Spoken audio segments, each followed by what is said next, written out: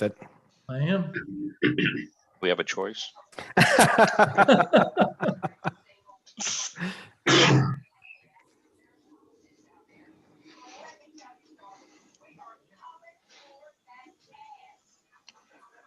Okay, so I will close that down. A few more people are trickling in. Let me disable the waiting room. We've got close to 60 people already, so that's wonderful. Okay, without further ado, we'll go ahead and get started. Welcome, everybody. It's 7:03 p.m. on Friday, January 8th, and the January 2021 meeting of the Houston Astronomical Society is in order. Welcome, everybody. My name is Joe Califf. I'm the president of the Houston Astronomical Society. I'd like to welcome you all for joining us tonight. We've got a wonderful presentation about electronically assisted astrophotography with our guest tonight, Robin Jones from Oklahoma. But before we get started there, we've got a few club announcements and other tidbits of club business. And we'll go through those as quickly as possible so that we can get to the good stuff with Robin. So Debbie Moran, are you online with us? Wonderful. Yes, I think Debbie had an announcement about upcoming novice meetings. Yes, I just want to mention that in February, inspired by the conjunction we had on December 21st, I saw that we have 3 more of those coming up this year. The first one's on February 11th. So I'm going to do a talk called Chance Encounters about all the possible types of occultations, conjunctions, and eclipses one can have in the sky. There's quite a few coming up this year in 2021. Excellent. Thank you so much, Debbie. Doug. Yes. Hello, everyone. I'm Doug McCormick. I'm your Astronomical League coordinator. As most of you know, I think your membership in the Houston Astronomical Society gets you a membership to the Astronomical League, which is a nationwide organization made up of member clubs. Lots of benefits to being members of the Astronomical League, not the least of which is the observing programs that they coordinate.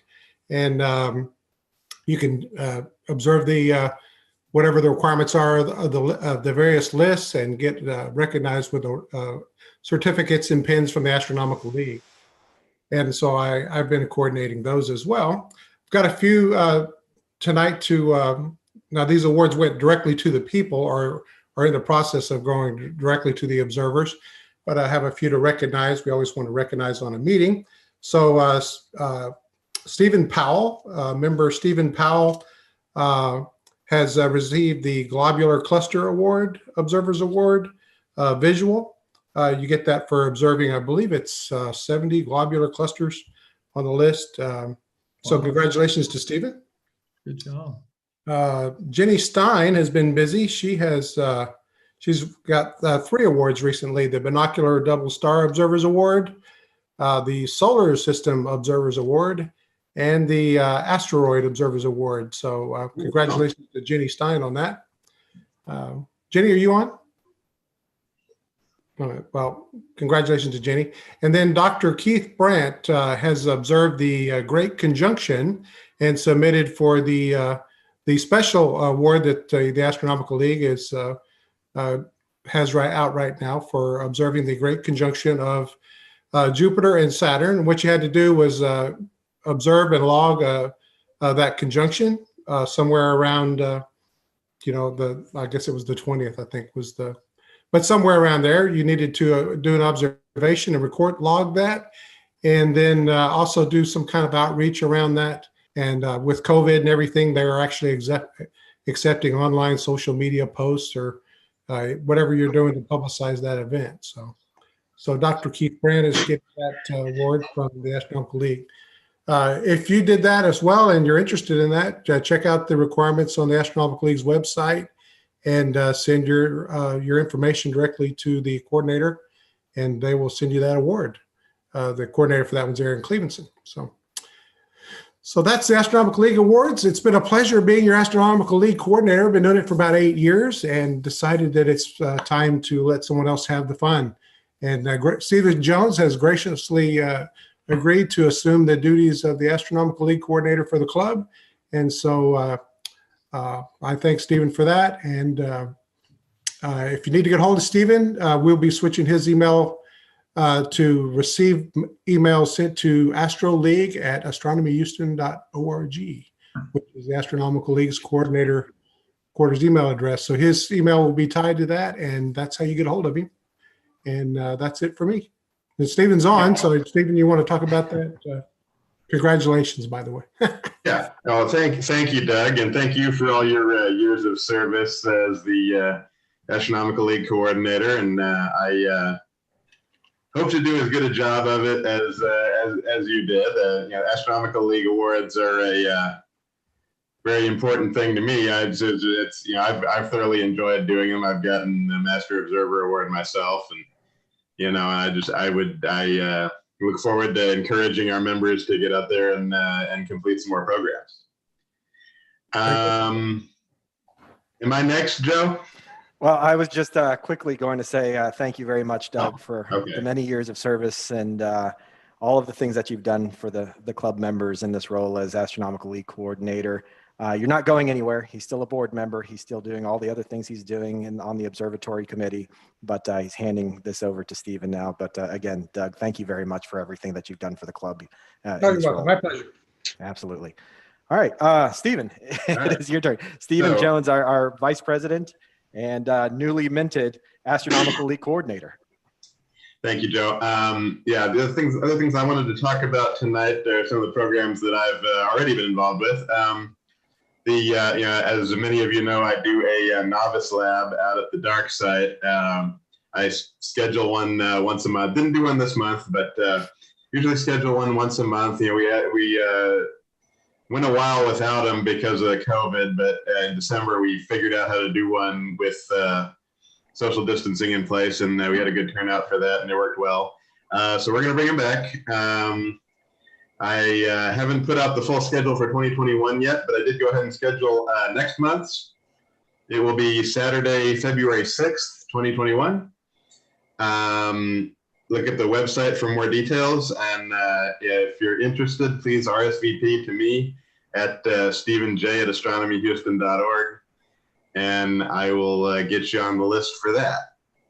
Basically what we'll do is, we'll meet out there.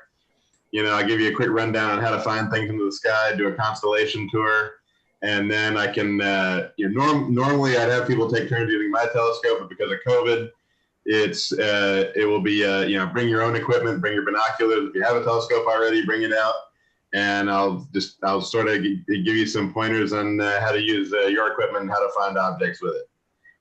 Again, look at the website for more details. Send me an email, stephenj@astronomyhouston.org. Also, if you are interested in visual observing as your primary interest in astronomy, or even if you're not, if you're just interested in visual observing at all and want to have more of an in-depth discussion on visual observing, I also run the VSIG, which is Visual Special Interest Group here in HAS. Basically just a group that likes to do visual observing, and we coordinate our observations. We just discuss visual observing. We have a monthly meeting of our own that is on the Wednesdays following the general meeting. So the next one will be next Wednesday, also via Zoom, 7:30. And we also have our own email list server where that Zoom link is sent out on, and where we have our discussions. So if you want to join the VSIG and get on that email list and get the invites to the meetings, again, for that, also send me an email, stephenj@astronomyhouston.org. Our meetings are, instead of having guest speakers and talks like that, like these meetings, those meetings are completely free form. You show up, you have a question, ask it. You just want to listen to us. We want to, a lot of us like to just talk about what we've been up to. If you want to talk about what you're up to, in terms, as long as it's related to visual observing, it's all fair game. Just come on by, say hello, have fun, tell us about what you're up to observing. Again, so if you're interested, email me, stephenj@astronomyhouston.org. Thanks, Joe. Thanks, Stephen. Appreciate it. And I have your email address on a different slide, so people can capture that here shortly if they didn't get a chance to get that. All right, Kayla Schmidt, our outreach chairperson, I should say. Kayla, are you on by chance? I'm here. Can you hear me? We can. All right. Awesome. Happy New Year, everyone. So this is the call for the first outreach event of this year. It's going to be the Science and Engineering Fair of Houston. So this time they're doing it differently. It's going to be all virtual, but they still need they're still requesting special awarding judges. So if you're interested, go ahead and send me an email on that email that you see on the screen, and I'll let you know how to proceed from there. That's it. All right, Kayla. This is always a fulfilling event, and it's really incredible to see some of the experiments that are submitted by some of the students. So if you've never done this before, I would highly encourage you, give this a shot. You'll be really amazed at what our youth are doing now. So, Agree. all right. And absolutely. Thank you, Kailash. Appreciate that. And again, if you're interested in the Visuals Special Interest Group, VSIG, you can email Stephen Jones, Stephen J at astronomyhouston.org to get on that list. Recently, we also started an Astrophotography Special Interest Group, the APSIG, and had a lot of activity with that. And if you're interested in joining that particular group, email Don Selly, Don S at astronomyhouston.org, and he can get you added to that list. Next item of business is membership renewal. So we really appreciate and thank everybody who's gone through and done their renewals for 2021. If you haven't had a chance to yet, please get that done as soon as possible. There are no changes to the dues this year. It's $50 for a sustaining member, $36 for a regular member, $6 for an associate member, $12 for students. And then, we do encourage you to do this online. It makes it easier for all of us. And there is a $2 fee to cover the PayPal charges there. We've experienced tremendous growth as a club in 2020, as a lot of clubs have. I think at last count, we're over 720 members. So really great to see all of the people that are interested in astronomy and growing in this hobby that we love. But again, if you haven't had a chance to yet, please try to get that membership renewal done before March, which is when we actually start to go in and deactivate accounts. Second thing here, our next new member orientation, because we've had so many new members, is Thursday, January 21st at 7 p.m. So if you're new to the club, if you've been a member of the club for a while and just really are interested in understanding and learning more about what types of programs we have to offer, it's a great session for you to join. If you want, go to that link there, bit.ly, and that's 2 capital M, capital E, 6 capital B, lowercase l, H. And these things are case sensitive, believe it or not. So that one is also on the website. So if you go to the events tab, it's listed on the calendar for January 21st. If you're having issues with that, just email me, president@astronomyhouston.org, and we'll take care of that for you. All right, so we've gone through all the club business. I was curious, Don Selly, I didn't see you on earlier. Are you on by chance? I don't see Don. Okay, well, ladies and gentlemen, it's my great pleasure to introduce tonight's speaker, Robin Jones. Robin has been a member of the Astronomy Club of Tulsa for 10 years. His astronomy interest began in elementary school, and his father actually worked for NASA as a contractor in the 1960s on the Lunar Module project and on Apollo missions 8 through 17. That must have been pretty exciting.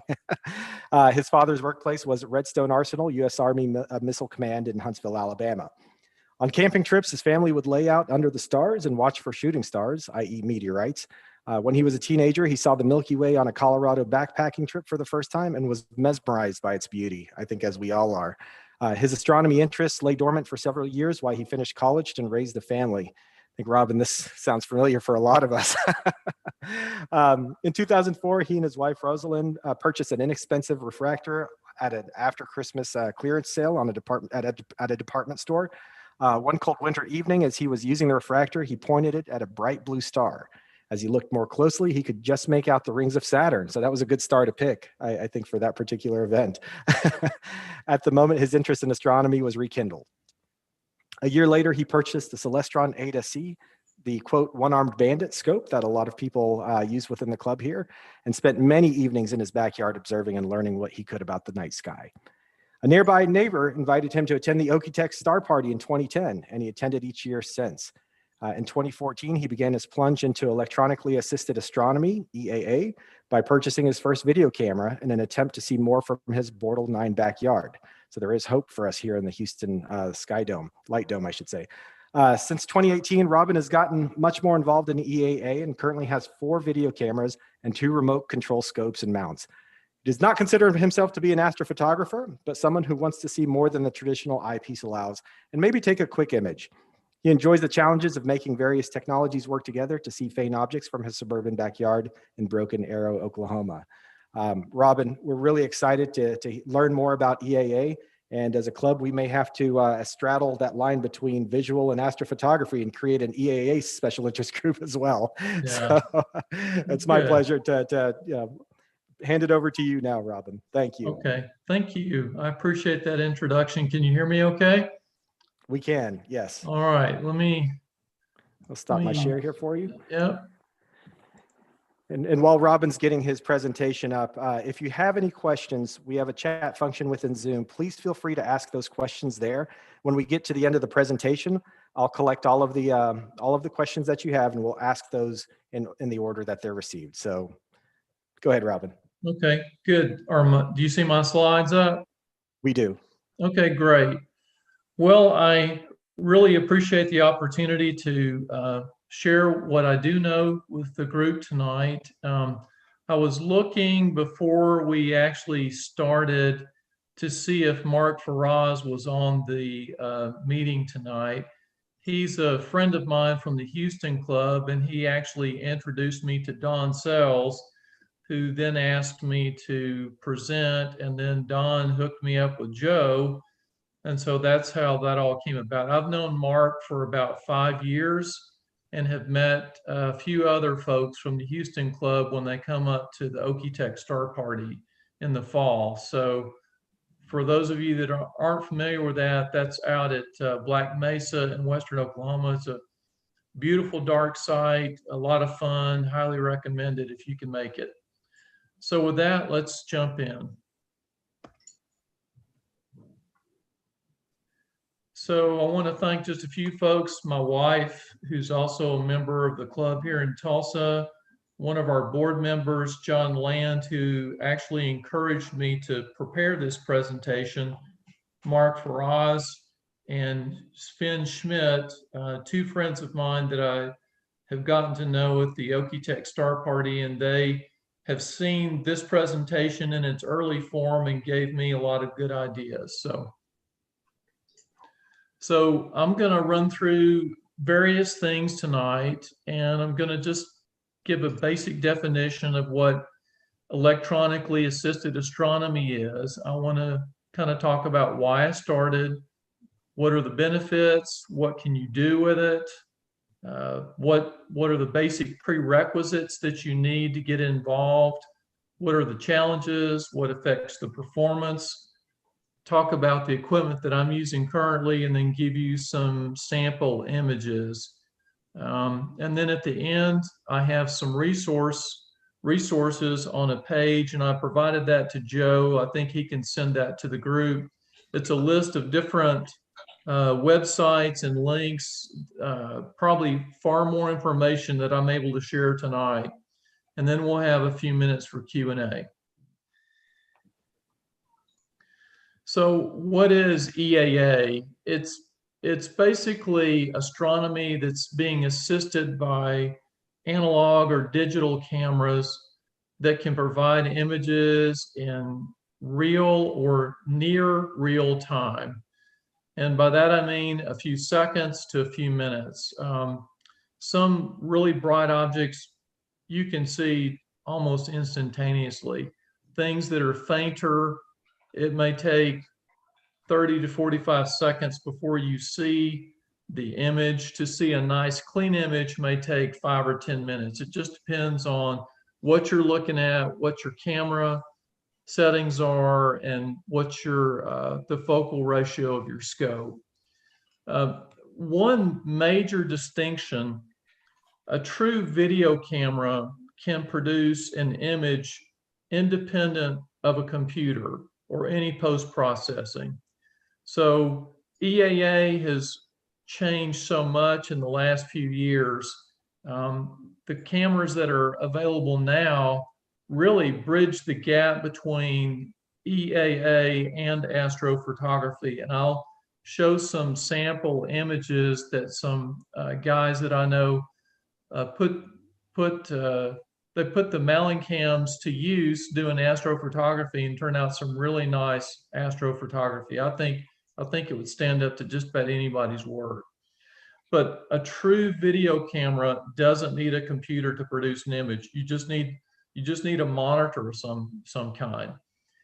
And the range of the cameras in terms of that are used for EAA, they range from simple low resolution security cameras. Basically, they're repurposed or retreaded security cameras all the way up to really high resolution 26 megapixel cameras. That's the highest video camera I know that's available now is 26 megapixels. It's phenomenal piece of equipment. I've been drooling over it for several months thinking of buying one, but I think I better use the 4 that I've got now for a while before I make that plunge. It's in EAA, it's kind of like, telescope fever. What's the right number of telescopes? It's N+1, where N is the number of scopes you already own. So there's always some other gadget that you want to buy. Some cameras, you have to have a PC to run them. Others, they just have buttons on the back and they don't require any computer control at all. But the computer does give you a lot of flexibility. And lastly, another form of EAA is a night vision ocular. My friend Mark in the Houston club, saw him last fall. He had his night vision ocular, put it in his 25-inch Dob, and we were looking at the Horsehead and the North American Nebula and several other nebulas. And it was just amazing how fast that image popped into view. So that's just another aspect of EAA. So why did I start? If you look at this map, it shows Tulsa, and I'm going to annotate here for just a second. So this is the heart of the light dome in the city, and I live about 5 miles south of it, right there. And our club's dark site is about a 45-minute drive. It's probably 30, 35 miles away.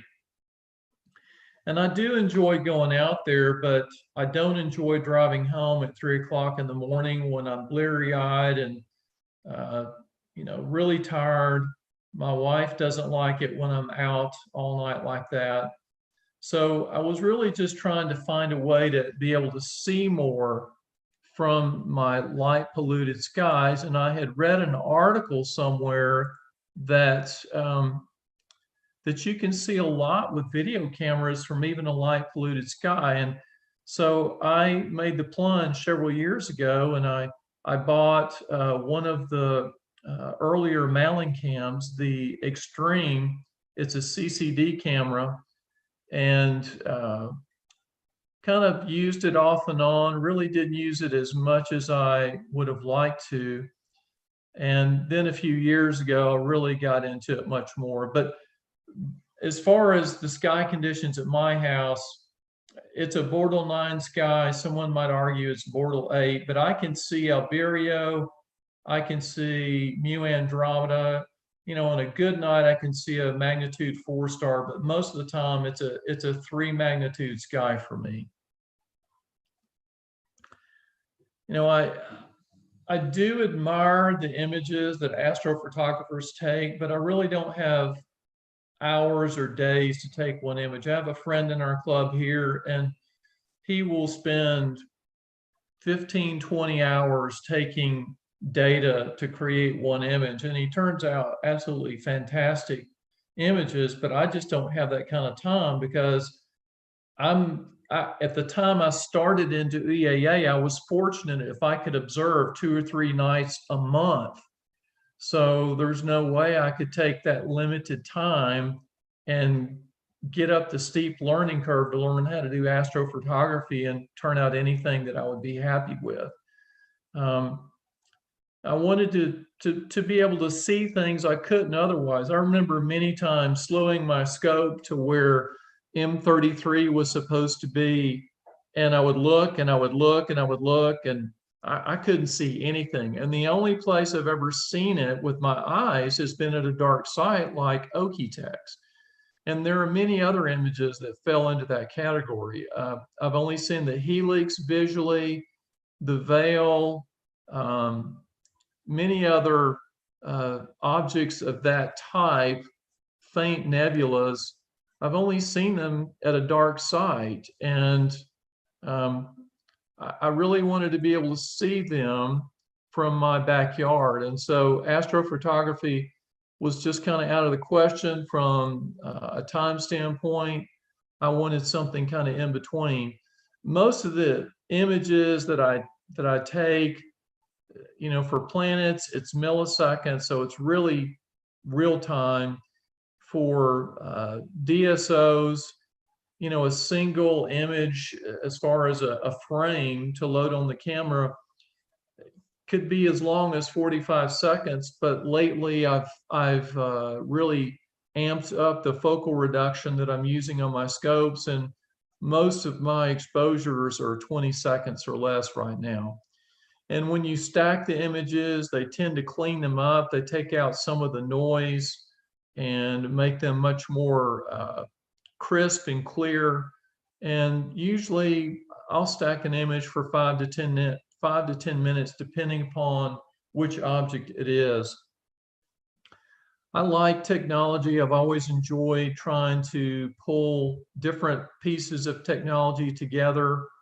I got into ham radio when I was 12 years old, and have played with that off and on over the years. So I just like technology, and I enjoy science also. As Joe mentioned, my dad worked for NASA, and it was always cool to be able to, you know, get to see what he was doing at work. He would take us to the Space Museum sometimes on the weekends there at the missile base, and we could see, you know, moon rocks and things like that. It just always had a strong interest in science.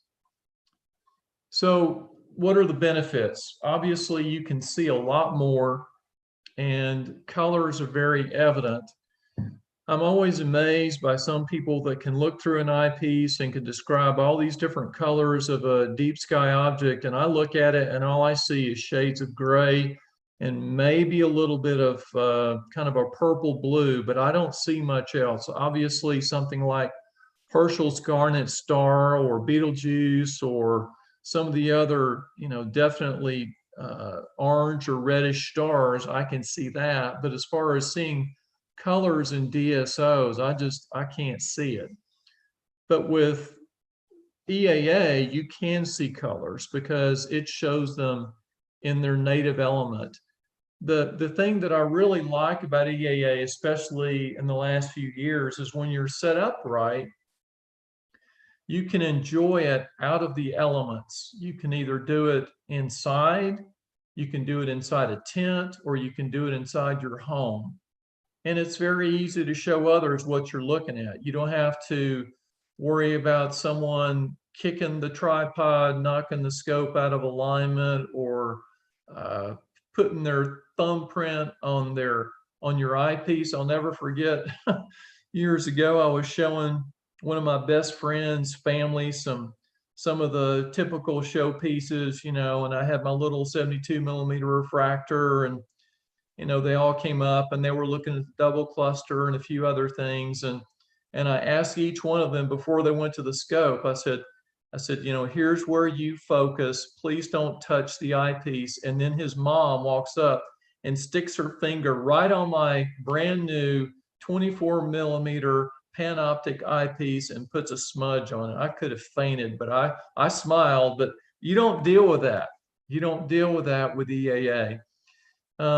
If you're using one of the simpler cameras with a video grabber, you can snap it's basically a screen grab of what you're seeing on your screen. And with software, special software that runs some of these cameras, you can get some pretty decent looking images. So the benefits, you know, there's a lot more that you can see, obviously, but there are many paths that you can take. Observing is obviously at the top. You can do screenshots, you can take longer stacked exposures, and with the right equipment, you can pursue high quality astrophotography. For the astrophotographers on the Zoom meeting tonight, I do not claim to be an astrophotographer.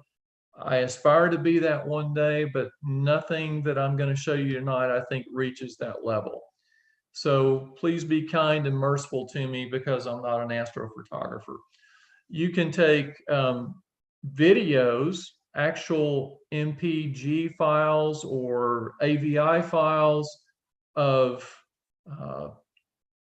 you know, the planets, and then run them through programs like I think it's Auto Stackert that will choose the best frames and allow you to do really nice planetary imaging.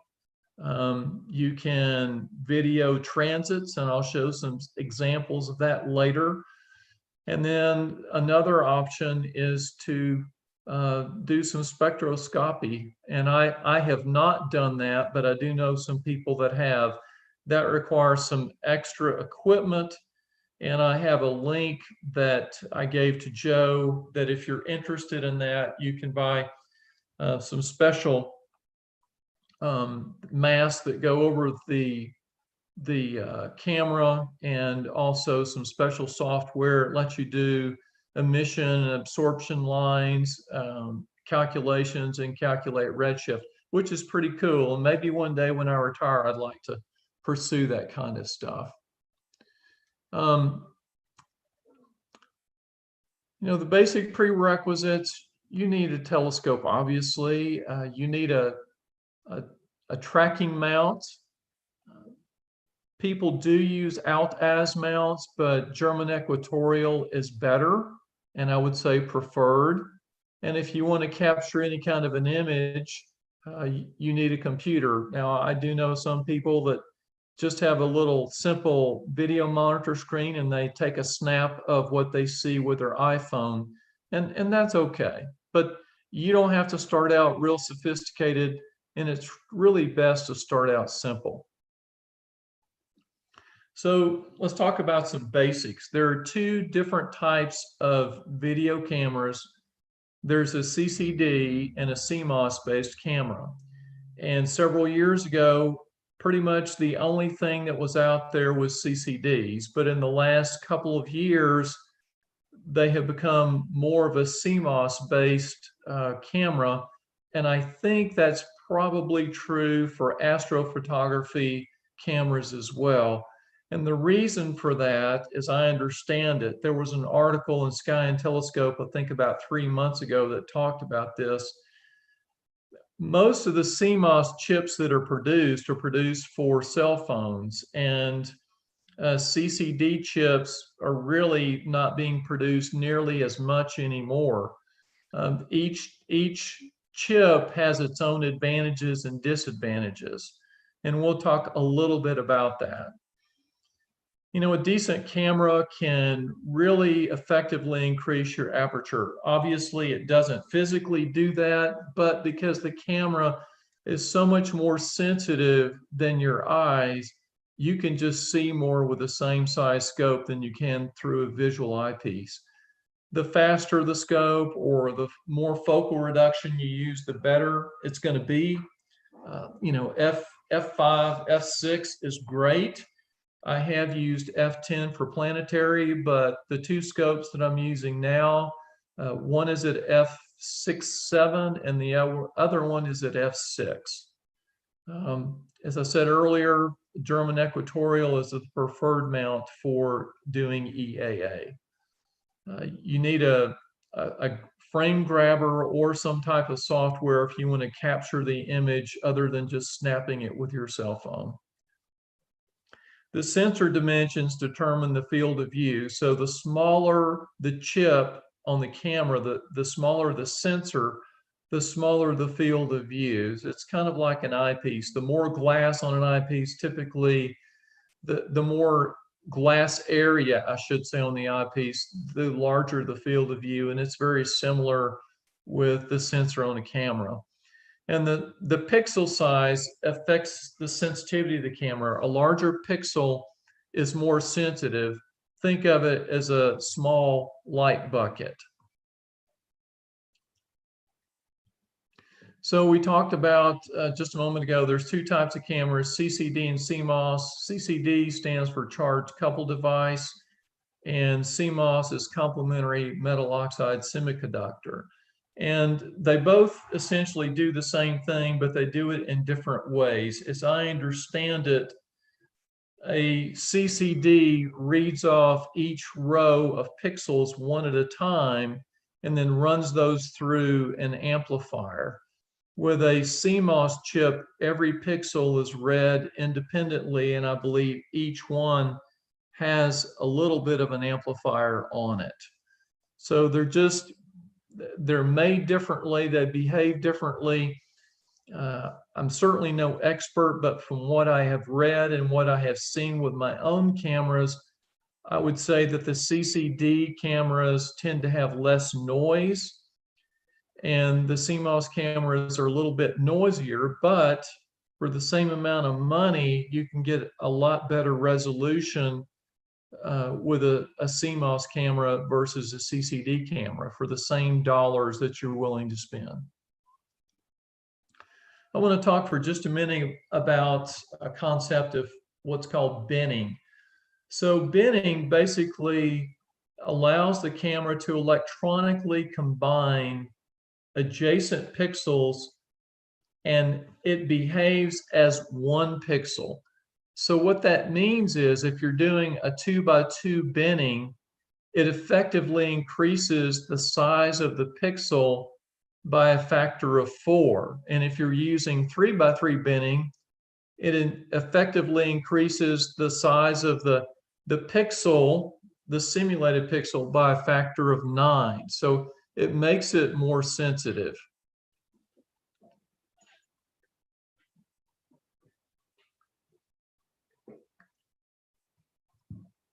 And this is very useful because it makes the camera more flexible. So you can run a camera, for example, I've got one of my cameras, the highest resolution camera I have is 10 megapixels.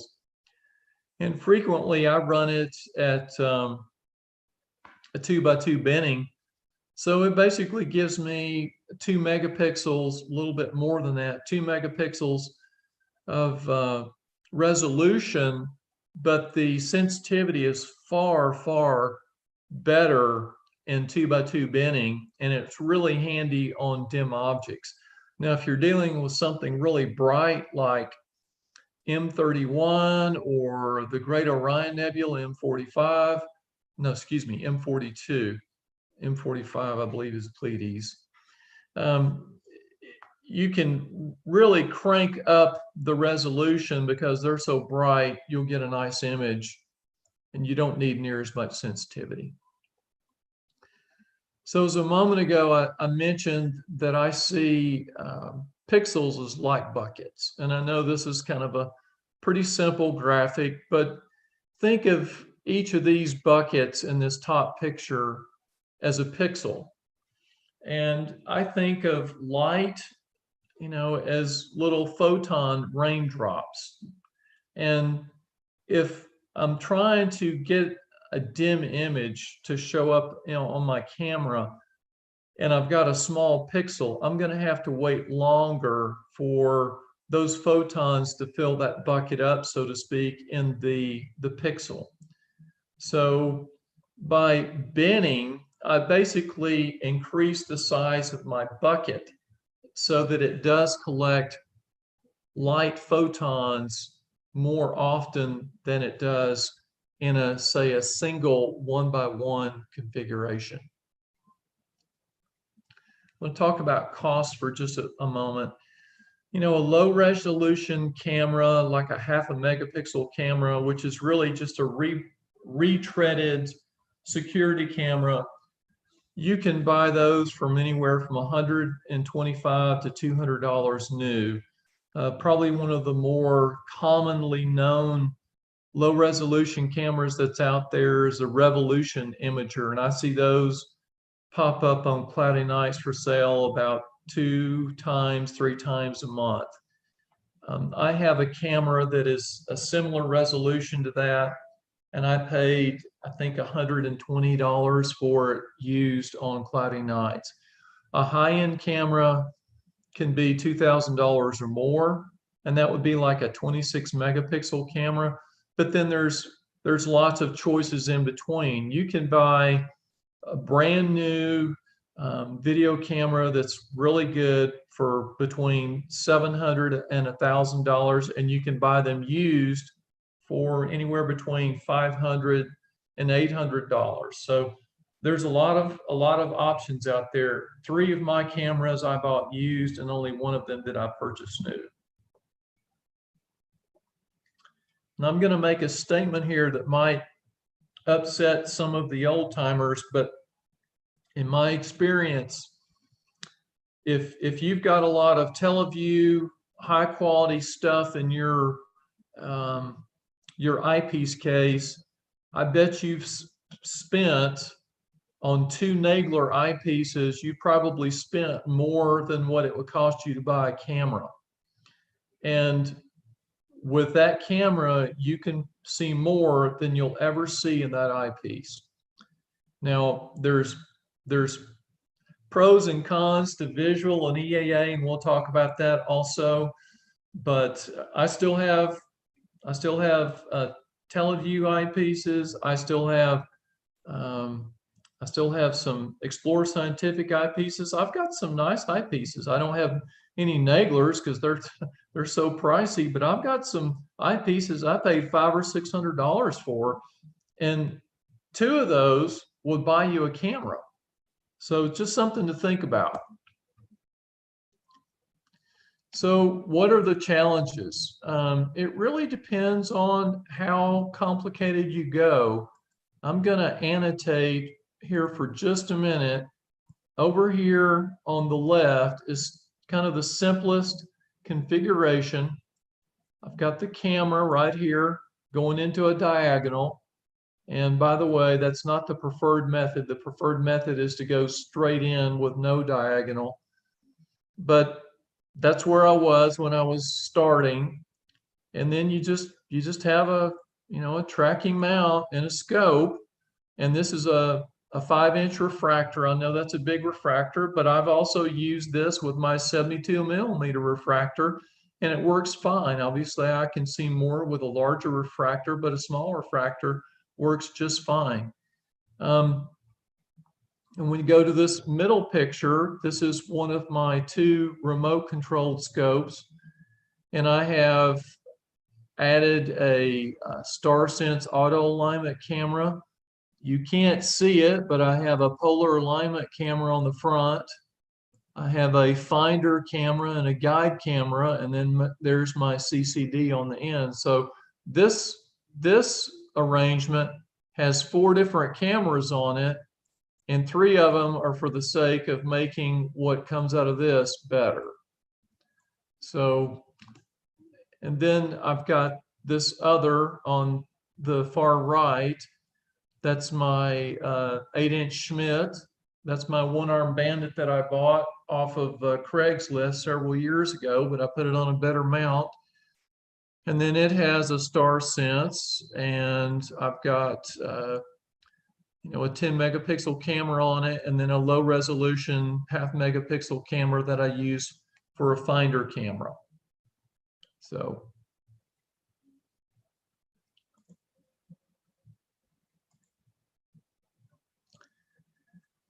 Okay, what are some of the challenges? I think probably one of the biggest challenge that I ran into before I got my first camera, I would see these pictures that people would take, and I would be all excited, and somehow I unrealistically expected to see something of that quality the first time I used it, and that didn't happen. It was a little disappointing, to be honest with you.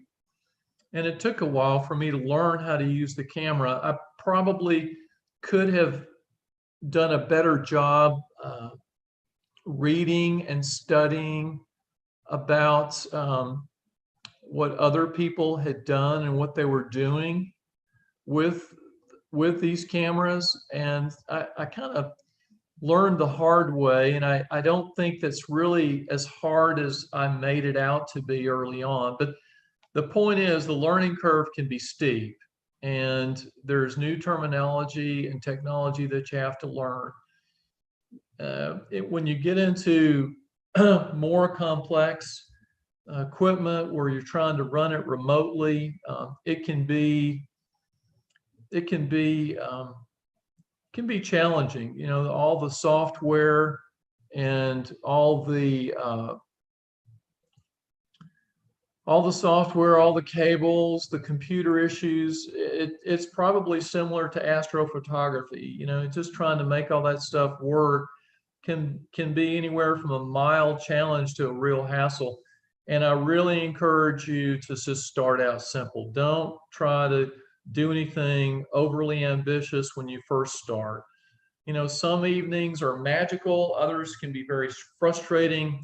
I think the most important thing is to learn from every experience. And one of the things that I have been doing for the last few years, and I'll just kind of show you, I've got this, well, you can't see it with that video, but I've got a logbook, and every time I have a session, I write down what I looked at, I write down the things that worked, I write down the things that didn't work, and if there's something that I can do to tweak it and make it better, I write it down and I act on it, and I just try to refine it over time. And it's taken me a few years to get to the point to where I am now. And I still have a long way to go, but I'm much happier where I am today than I was even 2 or 3 years ago. You can get some really nice images with time and post-processing. Some people have done a really great job at that. You really have to learn the camera. There's just nothing that substitutes for time with the camera. You know, I've heard people say when it comes to visual, nothing substitutes for time at the eyepiece. It's the same with the camera.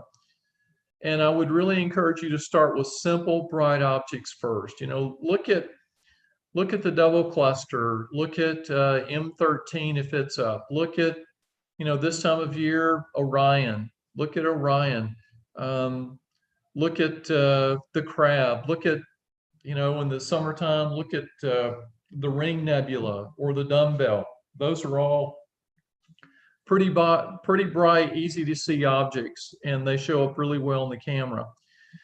One thing that I would point out, I do sometimes miss the quiet serenity of being outside with no computer to fool with, no electronics, and just being at the eyepiece and just being out in the quiet and just looking at the sky.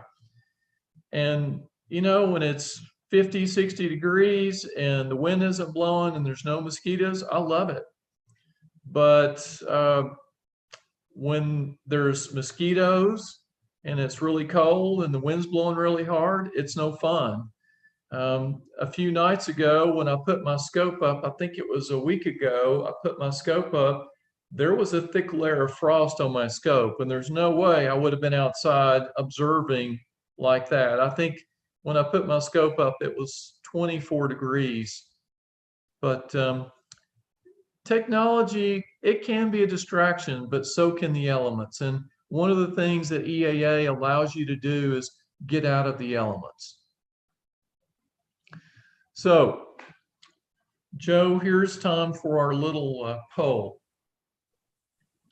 Certainly. Can you guys see the poll on the screen there? The question is, which one of these is Robin's photo and which one of these is Jim Misty's? I see some of the votes are coming in right now, so we'll give it another 10 seconds or so. Go ahead and get your answer in. No fair. There's too many astrophotographers in the group. No fair. All right, we'll go ahead and wrap up the polls here, or this particular question now. Yeah. So okay, we'll all go ahead right. and share those results. Do you guys see that by chance? Yeah. Yeah. So 70% said they believe the one on the right is yours. And they're correct. They're correct. But what I would like to point out is that the image on the left is absolutely stunning and beautiful. I mean, Jim Misty does excellent work. But what I'd like to point out, a lot of the detail that you see in the image on the left shows up in the image on the right. And the image on the right, I took from my backyard here in Broken Arrow. Now, here's the details.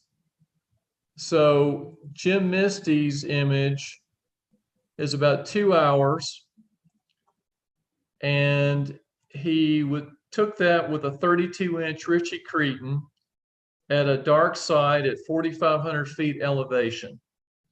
And I took mine with an 8-inch Schmidt, 15 minutes exposure total, and 5 minutes of post-processing. And I can see the image, not that high quality, but I can see the nebula in about 15 seconds. But I don't see all that detail. It takes time to bring the detail out.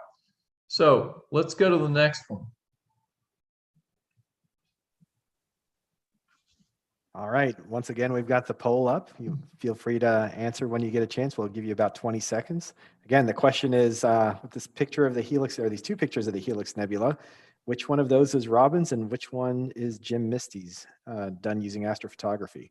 Too many astrophotographers in the group. Not fair. We'll close the poll in about 5 seconds or so. Okay. All right. All right, we'll go ahead and share these results. The overwhelming number here said the image on the left is yours, Jim. Or excuse me, is not Jim's, is yours, Robin. So yeah, and they are correct. They are correct.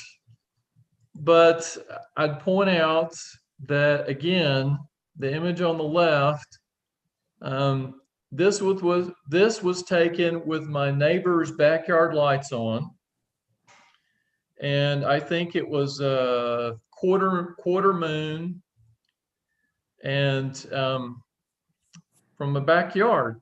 So again, Jim Misty, an hour, mine was 20 minutes, and it was hard because the helix is low in any way. But still, there's no way I could see that from my eyepiece. There's no way. I've only seen this visually at Okie-Tex, and that was using a filter, and I had to have an old timer at my shoulder telling me what to look for. So, okay, one more. Last one here. So again, picture of M16, the Eagle Nebula. One of these is Robin's, and the other one is Jim Misty's, using several tens of thousands of dollars worth of equipment. and several thousands of feet of altitude as well. So we'll keep the polls open for another 5 seconds or so. Oh man. Okay. Now they've all caught on to my color schemes. No fair. Exactly. So I'll go ahead and share these results. We're starting to catch on to you, Robin. We're seeing your images. Yeah. So 98% there thought the one on the left was yours and the one on the right is Jim's.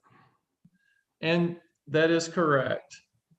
But what I would say is I am in no way trying to say that the image that I captured is as good as Jim Misty's. It is not. But what I would say is if you look at the detail, and I'm going to use a different color so it'll stand out.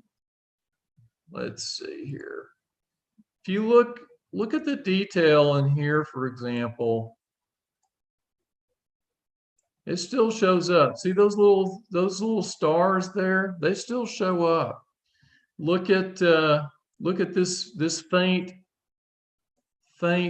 cloud in here, and this little guy here. I mean, a lot of the detail that's over in Jim's image, and again, he does fantastic work, shows up over in my image, and there's no way I can see that at the eyepiece from my backyard. There's just no way. So anyway, That was a 15-minute exposure. Jim Misty's was 2 hours. I spent 5 minutes post-processing. I'm pretty happy with that. Can I do better? Absolutely, I can do better if I spend the time. But again, from my backyard, I'm happy with it. So, and then I just want to show a little quick graphic. So on the left is my scope that I took that image with, and on the right is Jim's scope.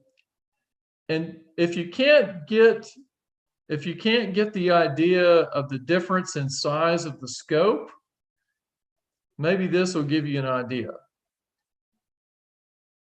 This my little scope here versus his, I mean, that's a barrel. That's huge. I mean, I wish I had something like that, but I mean, my gosh, I bet his mount costs more than all the scopes I own put together. So anyway, I'll move on. So what are the performance factors? Obviously your equipment, the resolution of the camera, the pixel size, the size of the scope, the focal ratio that you're running the scope at. Faster is better. And I know some people that use these Star Arizona Hyperstars on their Schmidts, and they get really nice big Y fields doing that. The tracking, you know, if you're going for just a few second images, it doesn't matter so much. But if you're going for, you know, 30 seconds, 20, 30 seconds, you really need to have good tracking. Sky conditions obviously make a difference. This time of year is really hard because our neighborhood celebrates the holidays so much so that about every other house is lit up with Christmas lights, and so the sky glow is even worse. So, you know, the sky conditions make a difference, but I can still see a lot more than I can with my eyes. And the temperature, if depending on the camera that you're using, in the summertime, longer exposures will show more thermal noise. And noise is just signal that's generated within the camera itself, and it's not from any light that's reaching the pixels. So here are some of the other things, and I'm going to try to speed this up a little bit. The camera settings, obviously how long an exposure, gain, you can amplify the signal. Histogram just basically allows you to clip off different parts of the signal to either make it darker or brighter. Binning we talked about earlier. Gamma is a setting that basically improves the visual perception of the image. The higher the gamma, typically the darker the background of the image. In other words, like what should be a dark sky is darker with a higher gamma. And then stacking is basically where you're just adding images on top of each other, and you're improving the signal to noise ratio so that more of what you're trying to see shows up, and the signal of the image of the object overwhelms the noise.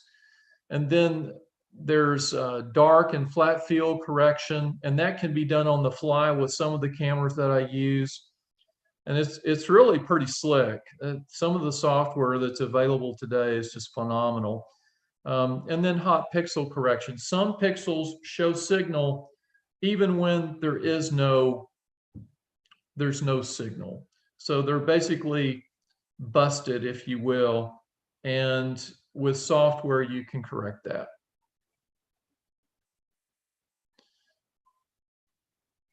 So the performance is really a balancing act of your equipment, polar alignment and tracking, the sky conditions, the amount of sky glow. I use a light pollution filter here in town. It helps quite a bit, in my opinion. You can shorten the exposure time with using more camera gain, which basically is just amplifying the signal. But when you amplify the signal, you also amplify noise and sky glow. So there's kind of a balancing act between those. Excuse me. Need to get a good focus. The simple way to focus is to just adjust the focus until the stars are as pinpoint as possible. A better way is to use a Batinoff mask, which I'm showing here on the left, and you just put that over the scope, and it creates these diffraction spikes, and you just adjust the focus so that that long central spike bisects the other two spikes, and it's pretty slick. I wish I was smart enough to figure out how to invent something like that. It's pretty handy. So I'm going to talk about my cameras and what I've got. Just going to run through this quickly. And for those of you that are maybe taking notes, Joe told me that they are recording this, and this will be available later on. You can play it back. So don't worry about trying to capture a bunch of details, because this is going to be available after the Zoom meeting. So on the left is my simplest camera. It's called a Malicam Micro. It's a CCD. It's a 0.5 megapixel. It is really a retreaded or repurposed security camera. You can go up to 17 seconds with it and stack 5 frames. You don't have to have a computer to make it run. I paid $100 for it. It works fine. And I'm going to show you some examples of images from that. And if you look on that bottom left corner of this slide, let me annotate real quick. You can barely see it, but there's some buttons on the back of the camera. And when you push those buttons, you access an on-screen display of a menu that lets you change exposure and gain and things like that. And then on the right is my Malicam Extreme. And those are $1,400 new, but I've seen several sell for between $500 and $800 within the last year on cloudy nights. And again, it's got it has buttons on the back of the camera that you can access a menu to change exposure and different camera settings. You've got these different ports that your video comes out here. This is for controlling the camera remotely with a computer. Here's just a look at the chip. You can see it's pretty small, but it's a very sensitive camera. It's very sensitive, and I really like it. But because it is so sensitive, it's got really big pixels. The resolution is not that great. So when I first started using it, I was really amazed by what I could see, and I liked what I saw. But then when I bought a 10 megapixel camera, I don't use this one near as much. So in the last 2 years, cameras have just become so much more sophisticated and higher resolution, and can do so much more for the same amount of money that I would have paid for this camera even 4 or 5 years ago. It's just like with any other technology. It's just really rapidly accelerating. Here are the other 2 cameras I have.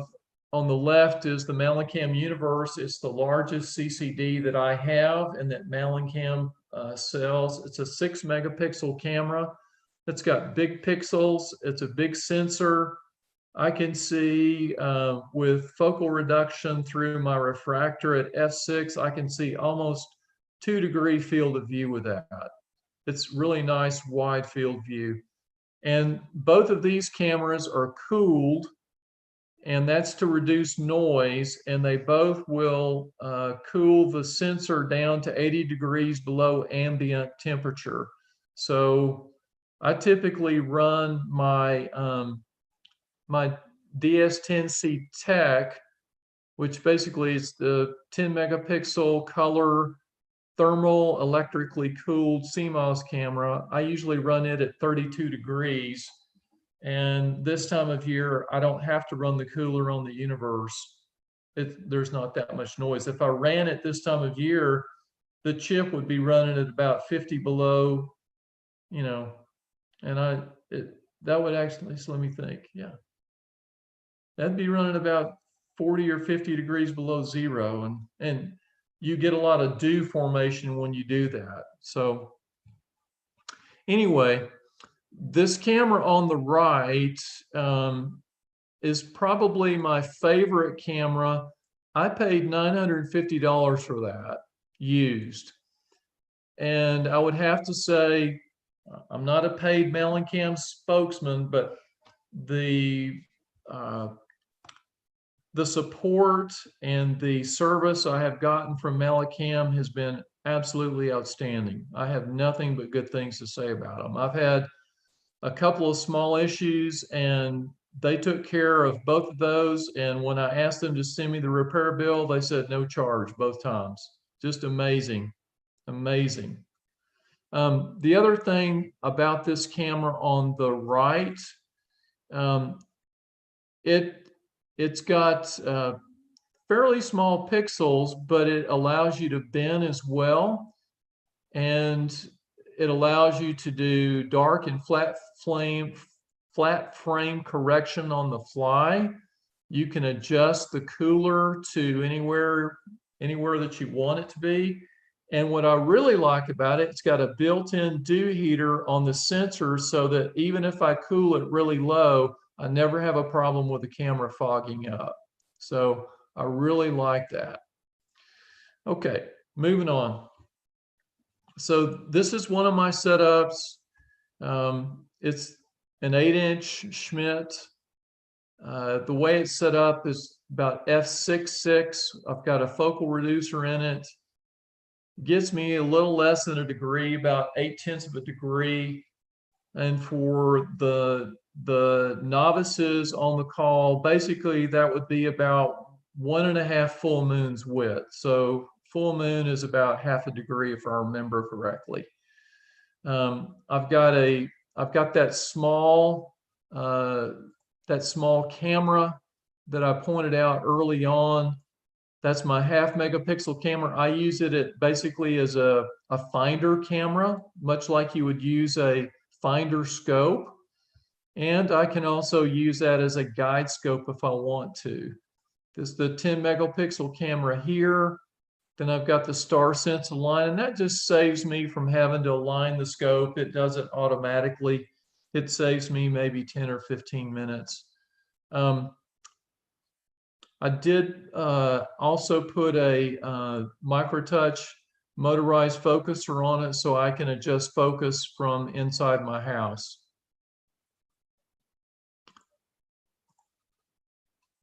Let's see. So let me annotate this real quick. How am I doing for time, Joe? You're doing fine, Robin. Okay, all right. I don't want to go too long. So this is the scope that I showed you a minute ago, but if you notice, there's these control wires, and they are running the mount, the cameras, and then those run through a conduit that I had put through the wall in my house, and then those go inside, and I'll show you in a minute what that looks like. But then underneath the scope, I've got a little box. Basically, it's a storage bin I bought at Walmart for $5. Now I've got all my electronics in there. I've got a powered hub and some other things that are collecting and condensing all the wires and putting it into one hub. In this case, I'm using 2 to control the scope. And that's what you see over here on this left-hand picture. I'd like to clear this annotation and then just show you again something. I built this homemade rolling tripod holder. I made it with scrap lumber. It's made out of 2x4s and plywood, and it has locking casters on it. So all I have to do is roll this thing out, and if you can barely see it, I've got masking tape on my patio. I roll it out to a predetermined spot. I lock the casters, and usually I'm within maybe half a degree of where I need to be with Polaris, and within like, you know, a couple of minutes, I'm polar aligned and I'm ready to go. And someone may be asking, well, why are you telling us all this? What does it matter? Well, before I set up this rolling tripod, which basically lets me keep all my equipment ready to go anytime, when I had to take everything out, put it all together, set it up, and then take it all apart, I was spending a total of at least an hour and a half between tear up and set down. And if I'm only getting to do this 2 or 3 times a month, that's really eating into my observing time. So with this current setup, I can be ready to go in 20 minutes at the most, and I can be done in 10 minutes. So that gives me a whole nother hour to observe.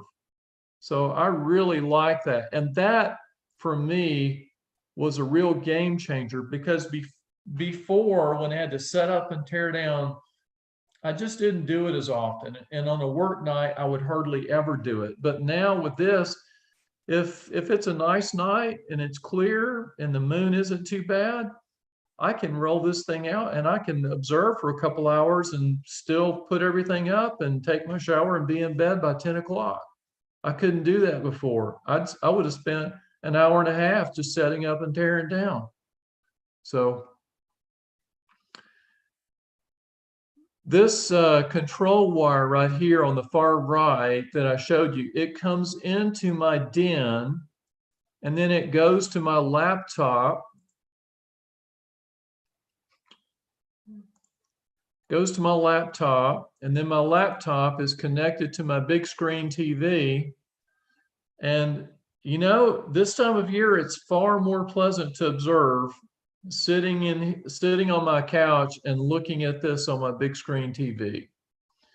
So, and my wife knows where I'm at, and she's not worried about me ending up in a ditch somewhere because I fell asleep at the wheel driving home from a dark site. So it's really been a game changer for me.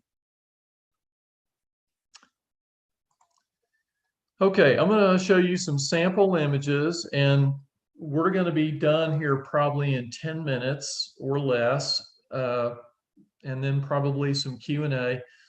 But all these images that I'm about to show you, I took from my backyard with a few exceptions, and I will note what exceptions those are. So this is the moon, obviously. This was done with my Extreme. It's a 0.5 megapixel camera. I think my focus could have been better on this. This is the moon from the universe at 6 megapixels. This is the moon at 10 megapixels. And I stacked these in Registacks. A lot more detail. And while I think this is pretty good, I've got some friends that use the same camera, and they turn out images so good you'd think you're walking on the moon. I haven't gotten that skilled yet, but I'm working on it. This is M31. And this is with that little Malicam micro, and this is a single 17-second exposure. And I know it's not that impressive, but compared to what I can see from my eyepiece from my home, about all I see from my eyepiece is this. But with this little camera, you see these dark lanes. I couldn't see that from my eyepiece in my backyard. This is from the Extreme, and here you're definitely seeing more some of the the lanes in M31.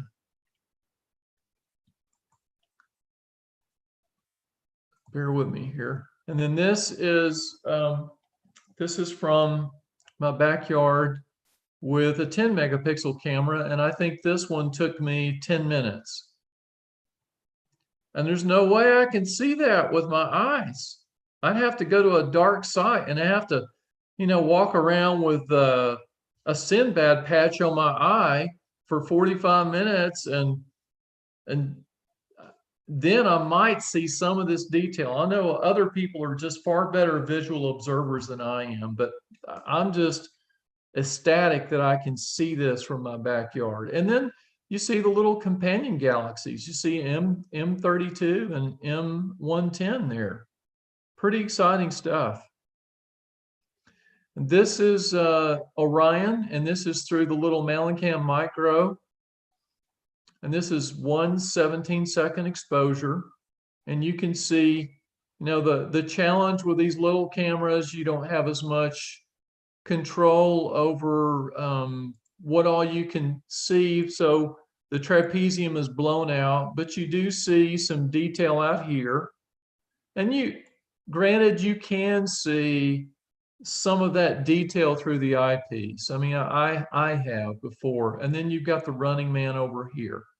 So I know that's not super exciting, but it's decent. Go to this next one here. And then this is from the extreme, and you can make out the trapezium. I think I had this slightly overexposed, but here's a trapezium. And you're starting to see more detail out here and in there.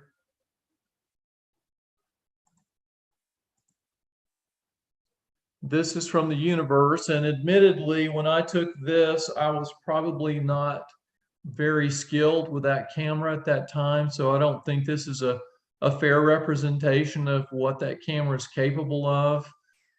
That camera will turn out much better images than this, so please don't condemn the camera on my lack of skill. And this next one is from my favorite camera, the 10 megapixel camera. And I was using what's called a live high dynamic range method. Basically what I did is I ran a bunch of very short exposures, like 500 milliseconds, so I could capture the trapezium. And then I layered in and built in longer exposures up to like 15 or 20 seconds to capture the detail further out.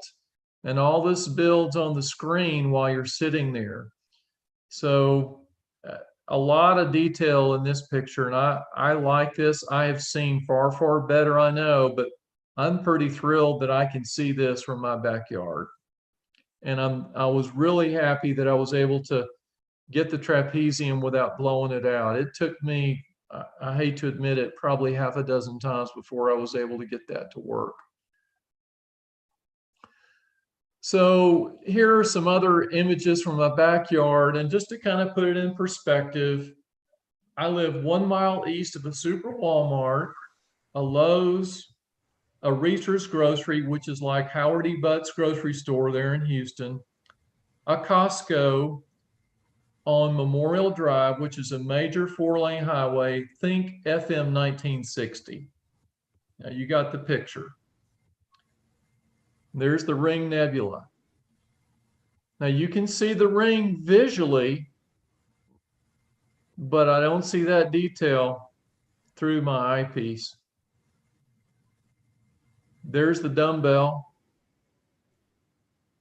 Again, you can see the dumbbell, but before I started doing this, I never saw this part of the dumbbell. All I saw was that. I saw the bow tie. That's all I saw. So this is the Trifid. I don't know if I'm pronouncing that correctly. I'm almost scared with all there's probably thousands of years of visual experience in this group. So I hope I don't get crucified for mispronouncing it. I call it the Trifid. Some people call it the Trifid. I don't know. but you can see this is a very nice object for the novices that are on the call. It's an emission and a reflection nebula. The emission nebula is the kind of the orangish red on the left, and the reflection is the bluish on the right. It's a very beautiful object. And here's Mr. Eagle. And I can actually see the eagle in about 15 seconds. Now, I don't see quite all the detail that you see in this image, but I can make out the eagle in 15 seconds. And it's low in the sky too. Here's the lagoon. And by the way, this image of M16 and of M8, I cropped those to approximately the same field of view as Jim Misty's so people could do the comparison. But you can see the field of view is much larger with the focal reduction that I was using. Here's M13, beautiful glob. And some people are really talented at using these cameras to tease out more detail, to resolve more of the core, to be able to see more detail in the core. I have not mastered that technique yet, but I'm hoping to. I'm hoping to. This is the crescent. Again, all these are from my backyard. And most of these are anywhere from, I can't see what it says at the top because I'm in full screen, but most of these are anywhere from 10 to 15 minutes of total exposure. This is the veil. I think this is the eastern veil, yeah. And I was never able to see the veil from my backyard before I started using these cameras. I've only seen it at Okie-Tex, and that was with an O3 filter and an old timer at my shoulder telling me to wiggle the scope and look. And here's a Running Man.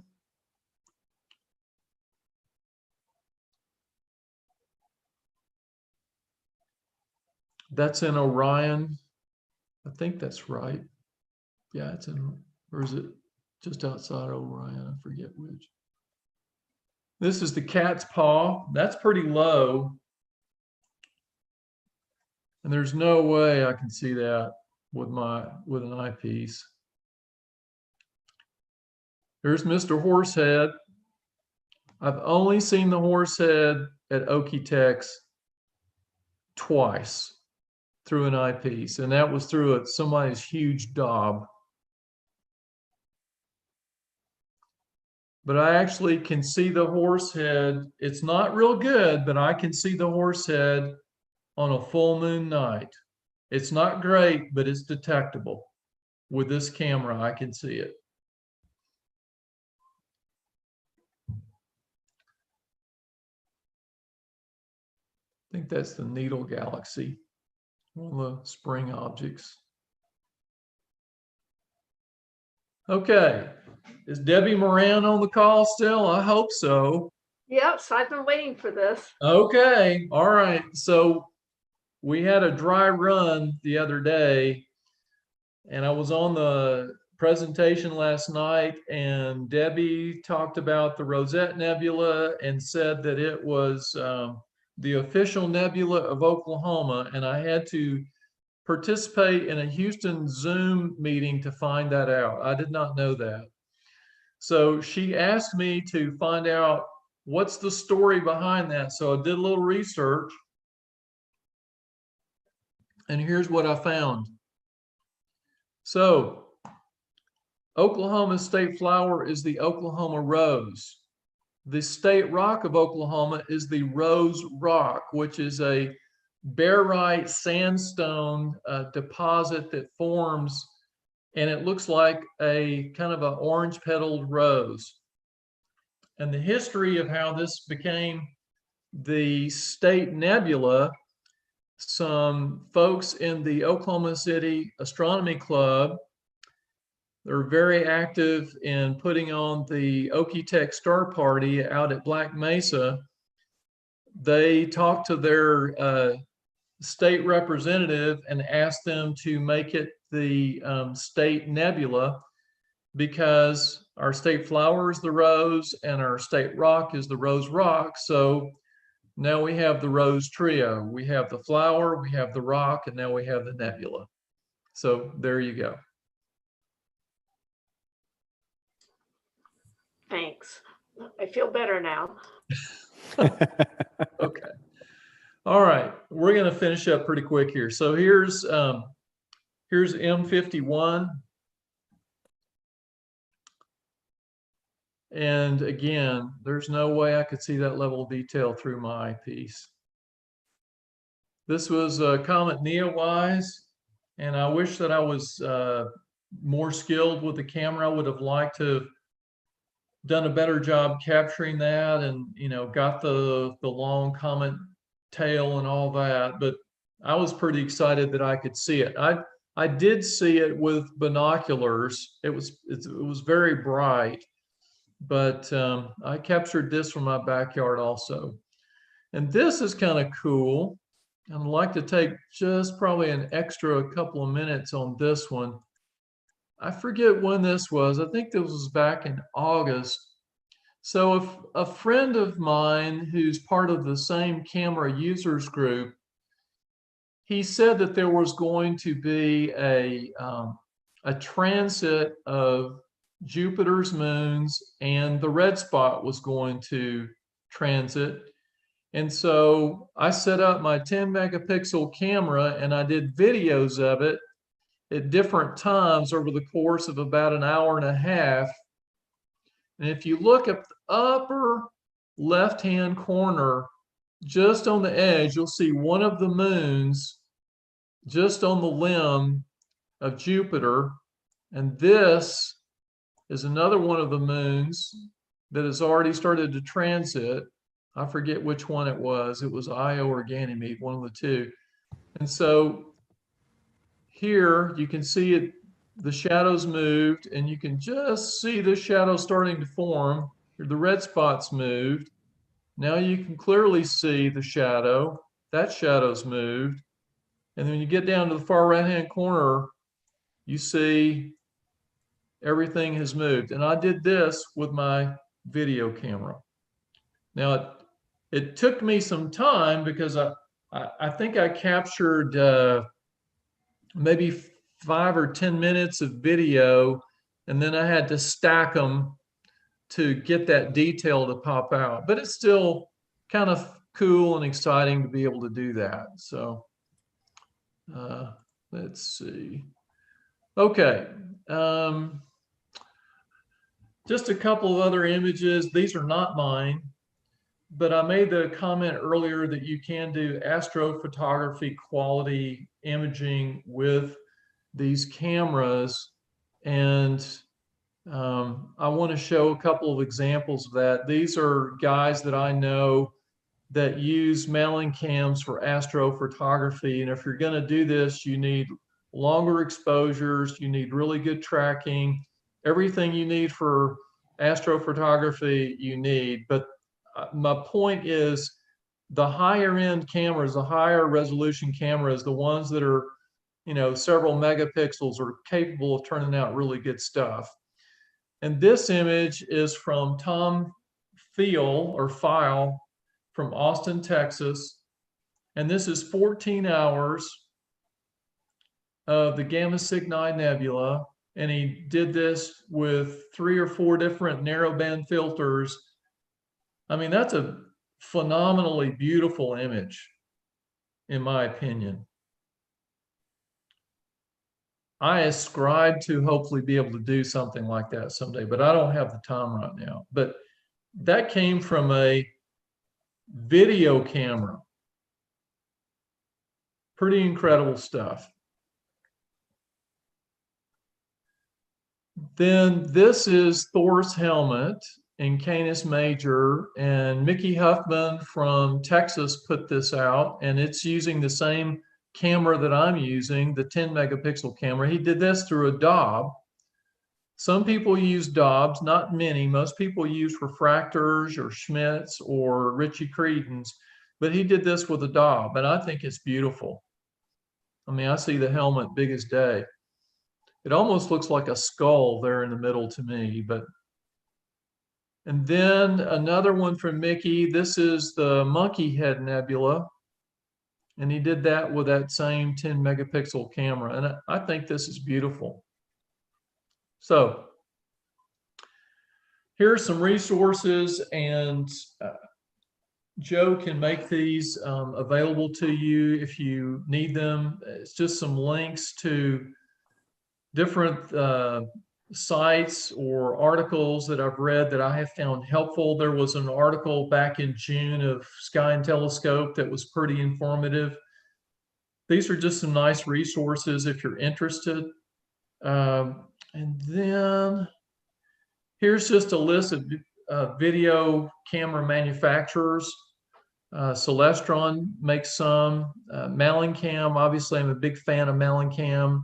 There's Omega, Orion makes some, QHY, the Revolution Imager, Starlight, ZWO, and I think there's some others as well. But I'm only familiar with Malicam. I'm sure these other cameras would do you a good job. There's some software out there called SharpCap, which a lot of people use. And with that, I'll open it up for questions. So. Great presentation, Robin. Thank you. And those are beautiful images. It's amazing to see what you can do, like you said, with the video camera.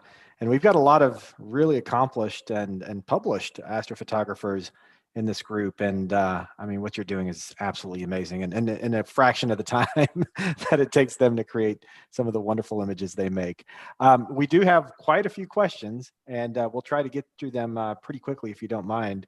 I know Justin McCollum had a couple of questions, one about a monocular night vision eyepiece and another one about filters.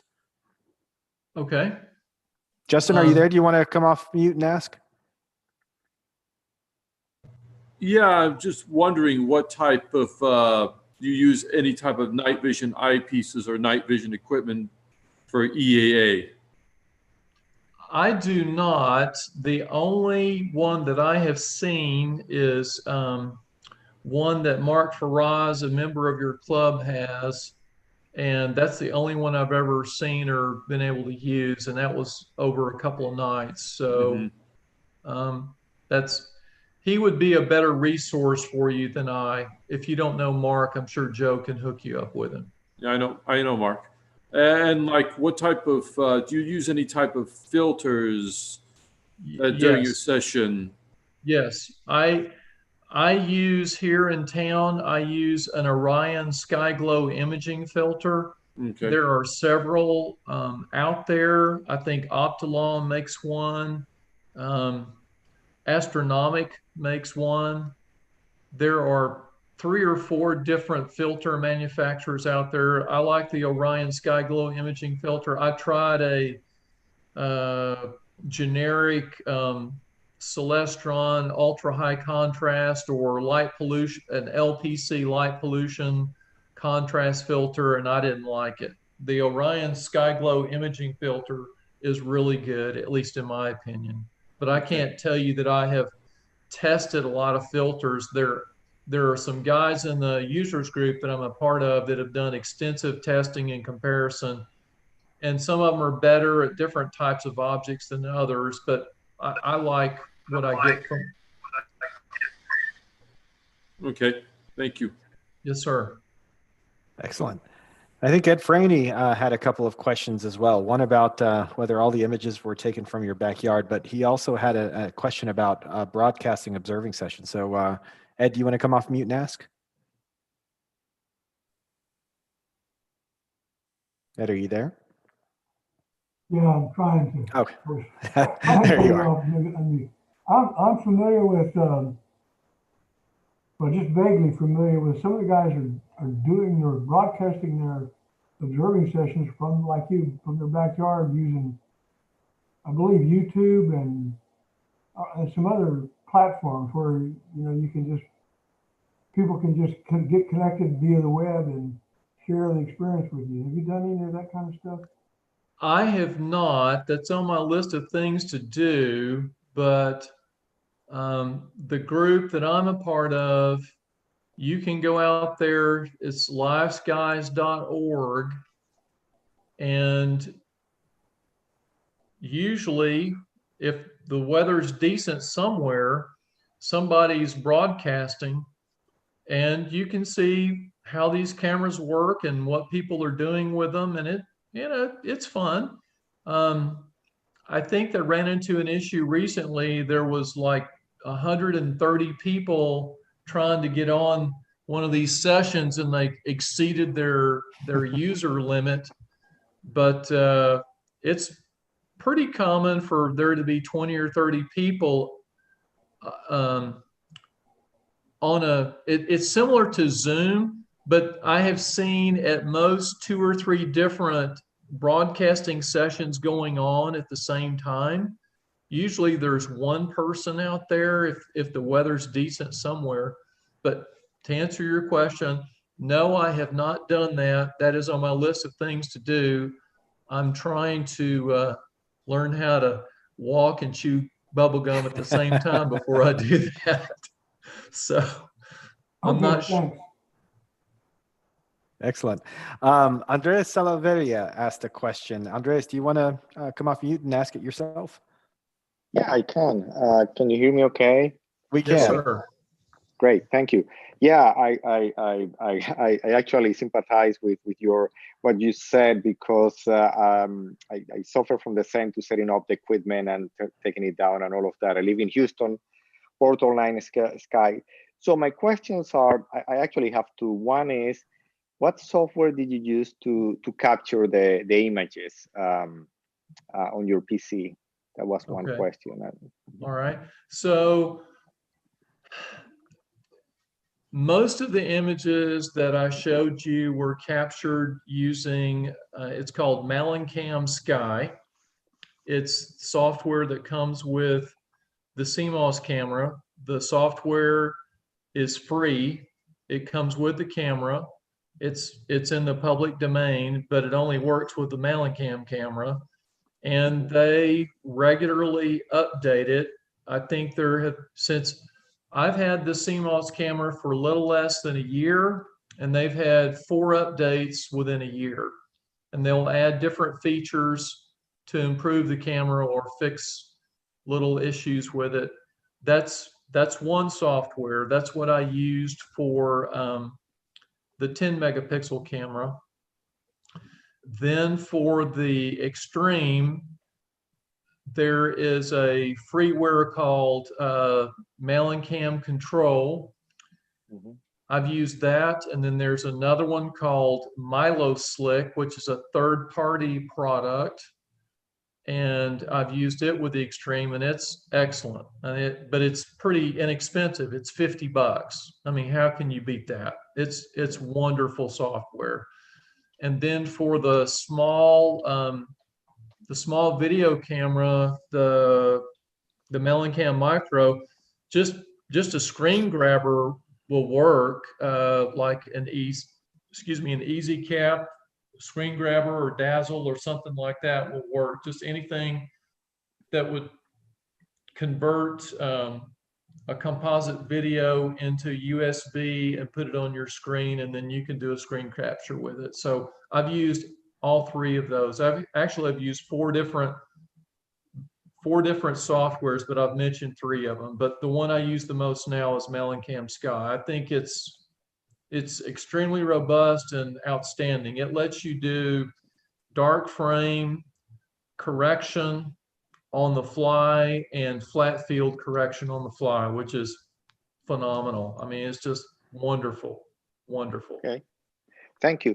The other question very quickly, how long are your cables going from the telescope to the computer? I'm curious about the signal.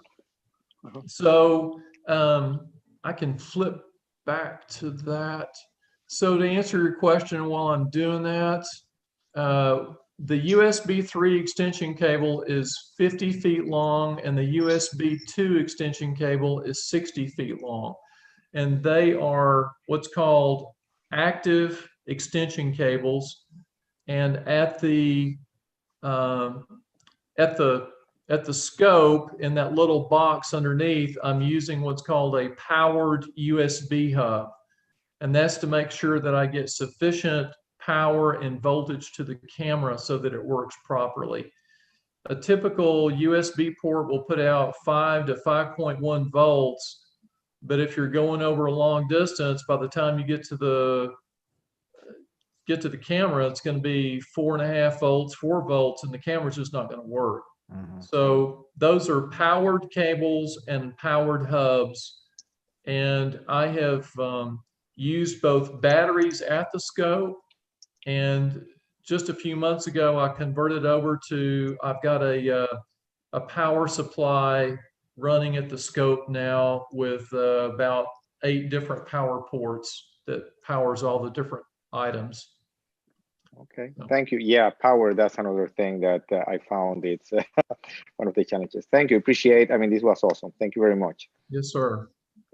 Excellent. Our good friend Dan Roy had asked a question about focusing, and I think that was before you got to the Batonov mask. Dan, did you still have the question? No, I think he covered it, even though I don't know how to use this thing. Join the club. Maybe we could learn one day at the dark site. Well, is that the primary source of focus for you, Robin, is a Batonov mask?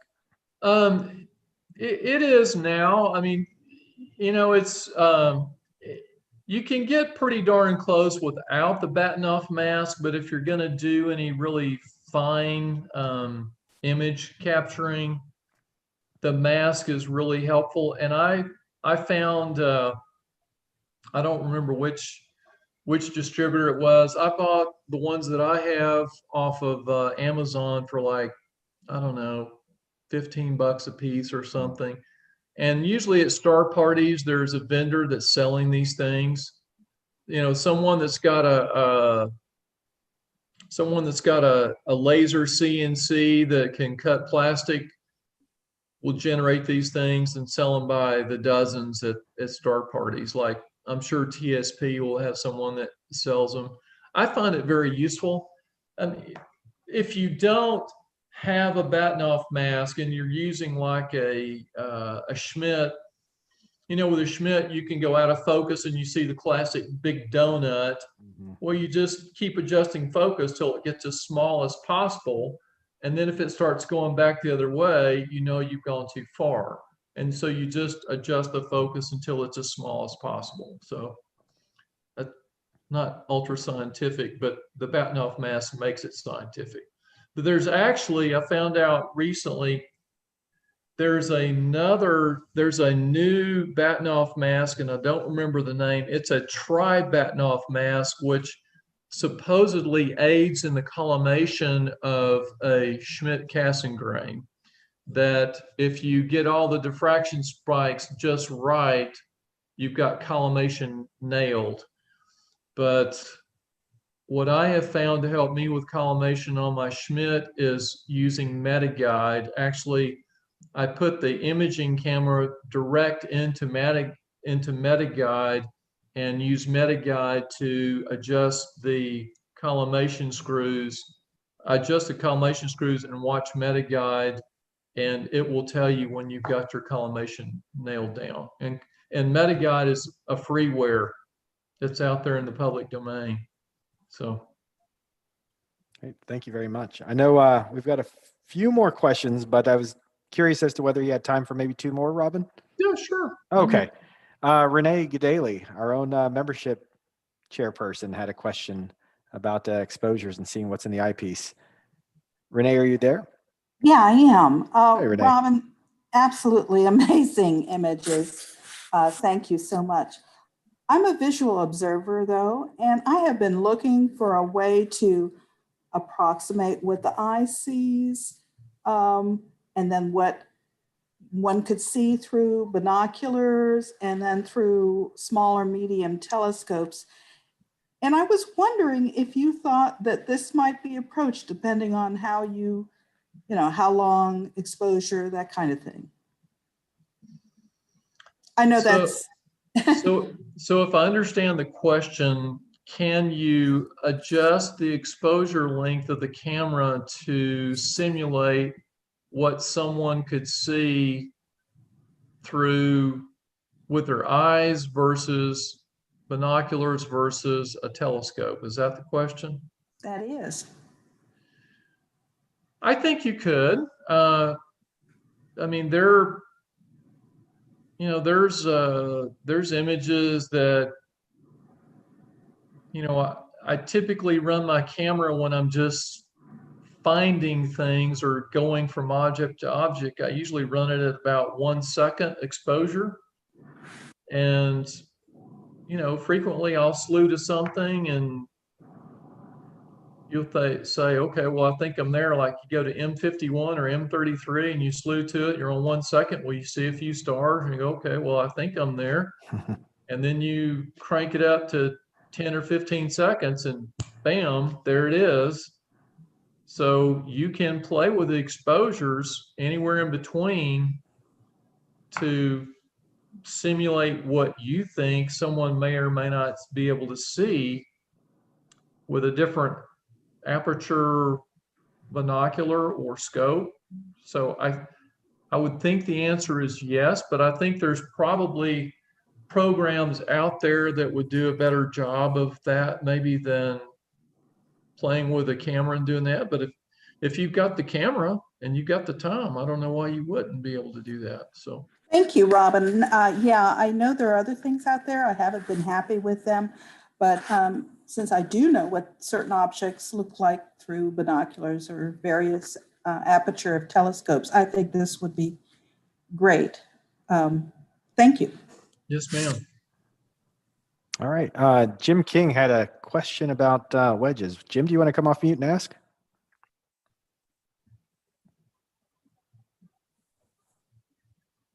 If Jim is still there, I think he may have. You got me? Yeah, there you are. Oh yeah. Thanks. First I want to say thanks for a great presentation.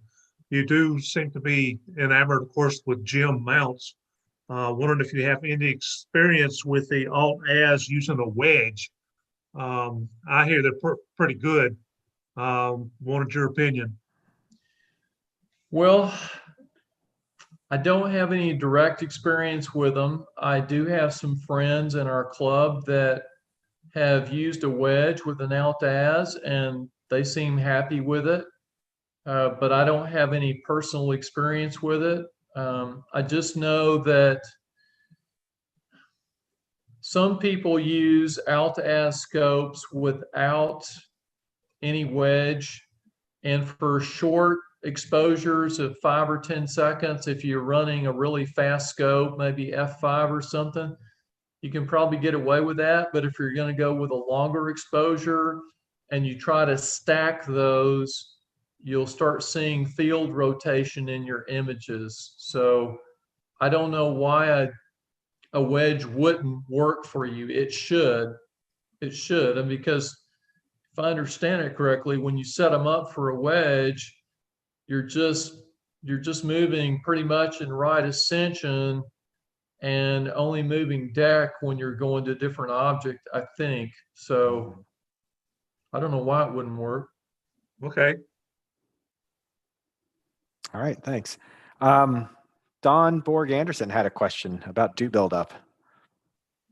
Don, are you there? Yeah, I am. Thanks for your presentation. It was wonderful. And this is probably a good notch or two down your skill set. But when you're shooting the, the flats and the dark flats, the lights and the bias frames, I've always been taught so you can reuse them to keep them at the same temperature, which up in Michigan was about negative 10 Fahrenheit. And that was a couple miles off of Lake Huron. So there was an interesting dew point there.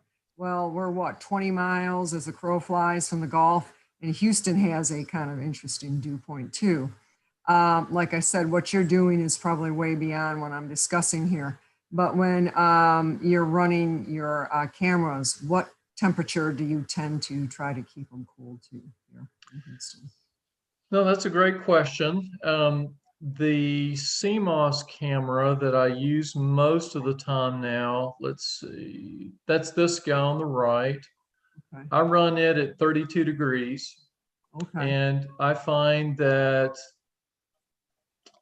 I don't have much noise when I run it at 32. You can run it down to below 0 if you want, but my understanding from the manufacturer is that you will shorten the life of the sensor if you do that. He's got a pretty novel cooling system with his cameras. I think years ago it was conventionally thought that you can't cool a CMOS camera, but he's come up with some way to do it, a proprietary design. But I run them at 32, and I do my darks and flats at 32 degrees. So I do my darks at the same camera settings as I'm shooting my image. And when I do my flats, for the astrophotographers, please cover your ears because you're just going to cringe when I tell you what I do. I get the cleanest white t-shirt I can find in my drawer, and I tie it around the scope.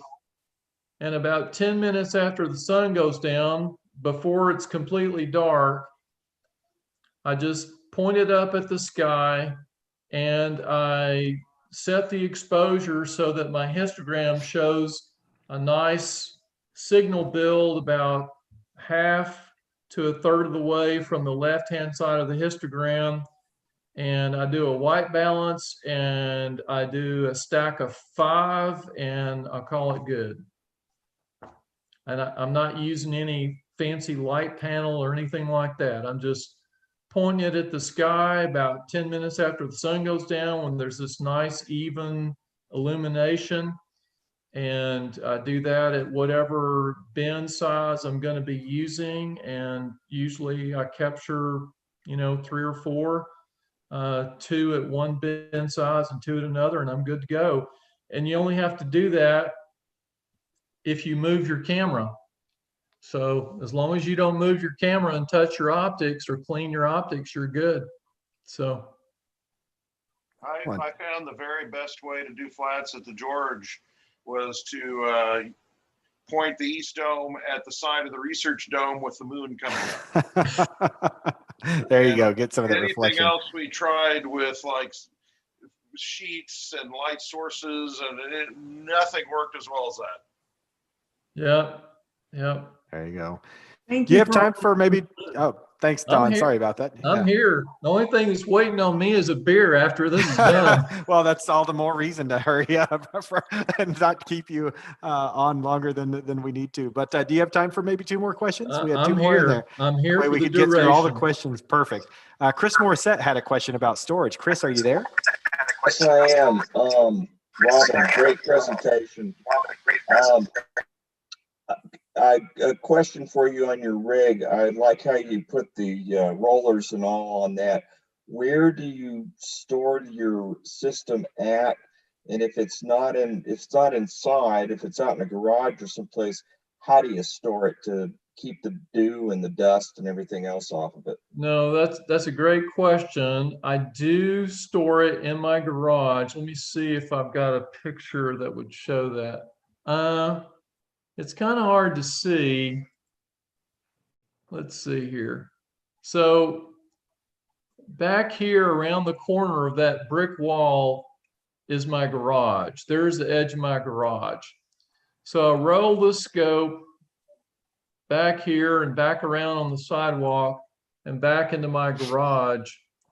And if I turn the tripod sideways a certain way, I can just get it in my garage door. And I built that's probably an overstatement. I've got a small piece of wood. It's a wood wedge on either side of the door sill so that the casters will roll up smoothly over the door sill. The only challenge that I've had doing that, I have to be careful. If you jostle the scope a lot, it will mess up how level the scope is, or it can, over time you need to check your collimation because, I'm rolling this over creases and seams in the patio, et cetera, et cetera. I do store it inside. I have had a challenge with dew, even though I'm running a dew heater outside, when a dew heater outside running when it's 30 degrees, and then I roll it into my garage where it's 50 degrees, dew will start forming on the scope. And that aggravates me to no end, because cleaning that Schmidt is a real pain, and I really don't like touching those optics. But I had such a bad problem with dew this past spring that I've had to clean that scope twice this year because of dew. So I'm giving you a long-winded answer. So what I do now, what my standard practice now is, when I'm finished observing, I roll it into the garage, I plug the scope in, and I continue to run the dew heaters while I put everything else up. I take a shower, I do whatever, and then I come back in the garage, and 30 minutes later, I turn the dew heaters off. And sometimes I even have to take a hair dryer and get the dew off before I close everything up. And a week ago, when I brought my refractor in, there was a thick layer of frost on it, and I had to leave the scope uncovered all night for all the frost and the dew to evaporate off of it. But it can be a problem bringing in your equipment out of a cold night, even with a dew heater, into even a 20-degree warmer environment, and have dew form on your optics. And it's just so frustrating. You don't like to touch the optics or clean them any more than you have to. But yeah, dew has been a challenge for me. So long-winded answer, sorry. It's okay. It's always been a challenge for us here in Houston as well. So thank you. And then the last question, Wesley Clavey. I hope I pronounced your last name correctly. Wesley, do you want to come off mute and ask about the FastStar configuration? Sure, thanks. And Clavey is right. Since you have said several times that FastStar is better, if you have ever used your Schmidt in the FastStar configuration rather than putting the camera at the back where the eyepiece or the diagonal goes. So you were cutting out there, but I think your question was, I'm getting an echo. A little bit of feedback from Wesley. Okay, I think the question was, have I ever tried the Hyperstar configuration as opposed to using a focal reducer at the back of the scope? And the answer is, yeah, FastStar or anything like that. Basically, what that does, for those of you that are not familiar, with a Schmidt, you've got a corrector plate up here, and actually the light comes in, hits the mirror, comes back, hits a secondary, and then comes back down into the eyepiece. Well, what happens with the FastStar is you replace the secondary, and there's a special optics package that goes here that takes this scope, which is normally like f10, and makes it anywhere like f3 to f4. I have not done that. I do know several people in the users group that I'm a part of that have, and they're very happy with it, and they like it. I also know guys in the same users group that have purchased a Rowe Ackerman Schmidt astrograph, which is f2, and they get these huge, really wide field. I mean, they can get the entire veil, east, west, everything between nebula in one shot, and they're very happy with that. But to answer your question, no, I have not. All I have ever done is use just the focal reducers. I'm using a 0.5 focal reducer, but I can tell you, after months of playing with it, and I've got, I don't know, I was probably spending $100 on different Astro toys to try to get it dialed in. I can get it to f5, but I get really bad vignetting in the corners of the images. I found that f6.6 gives me the best, flattest overall. It's the best combination of reduction and nice flat image. On my refractor, I'm using an Explorer Scientific 0.7 field flattener reducer combination, and it's phenomenal. It's really good. But answer your question, no. Wonderful. Well, Robin, thank you so much for taking the time today and sharing all of the wonderful images that you've taken using this technique. Like I said, for those of us who are not astrophotographers, I'm this not is really an astrophotographer. I know. I was saying this is really intriguing, right? This is a way of combining some sort of imaging system to enhance what we're doing visually. So I really appreciate what you were able to share with us tonight. And I, for one, and I'm sure others as well, are motivated to give this a shot now. So thank you very much, Robin. You're welcome. And by the way, Thank next you. time you're in Houston, let us know. I'd love to have you join us out at our dark site. So, oh, that'd be great. absolutely. That'd be great. I've got 2 grandsons in Houston, so that might happen. So excellent. Just let us know when you're here. okay. Thank you. And before we finish here, I apologize. I got a last minute request from Renee to make an announcement. Renee, let me go ahead and share my screen here. And if you want to come off mute and ask or tell us what you wanted to share with the group, please do so. Sure. Thank you, Joe. Thank you, Robin.